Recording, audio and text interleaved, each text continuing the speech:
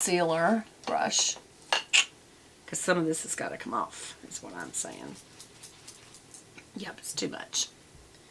So yeah, I could continue to use my fingers, but just, again, for the sake of time, I'm going to use a brush. Just because the good thing about brush bristles is it kind of swooshes it. See how it's just swooshing it? And it also takes a little off. Makes it easy to blend it in. You see that? Yeah, it was made it a lot easier to blend. Oops. I can get right up by the eye with my finger. Wow, y'all. Do you see what I mean? It just looks so, I don't know, it's just, I normally like it, but it's a little too thick. So I think maybe use like a pin drop size of it, because I do like It Cosmetics concealer. It's a good concealer. Pin drop size of it. I'm really going to try to blend that in better. Down a little. Kind of did it on top of my nose where it did a little bit of sunny look in here. Just trying to get some of it back off. What do y'all think? To me it looks a little heavy.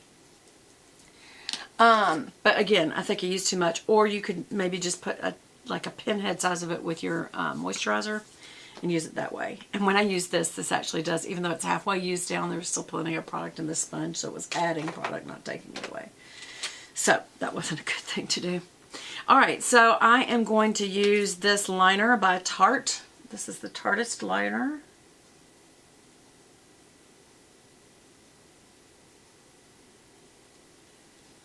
And here we go.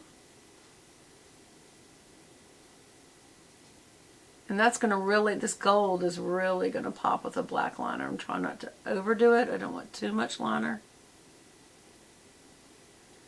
Trying to keep it kind of close. Make sure it's not skipping. When your skin is not taut when you're older, it skips. So you have, almost look like you have little dashes. So you got to go back and fill them back in. And make sure you fill it back in right back down here. Down here. Like that. You know, I don't know where the product is in this. I don't know if it's in the barrel. I guess that's what it would be. Anyway. I always try to get them. Now, do you see? My skin moved. See, so it's got dotted lines now. And so now it had to be too thick. That's okay. I'll even it up. It's okay. It's okay.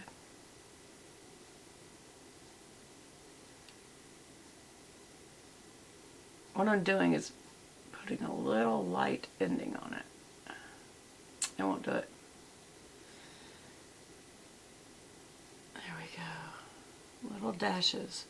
Dash. Dash. Dash. Dash. So you go in front of it and do little dashes that go back into the line instead of one big long line.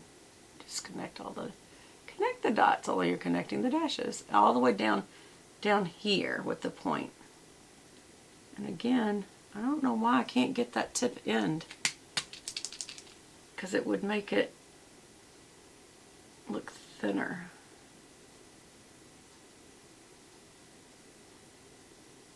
There. But that didn't work over here, so now I'm going to have to thick this one up a little.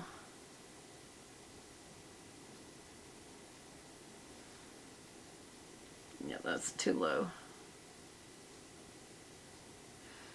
What happens if you make this too low, y'all, is you'll see when that skin drops, it'll go like that. But can you give you a little bit of a curly look if you like? There.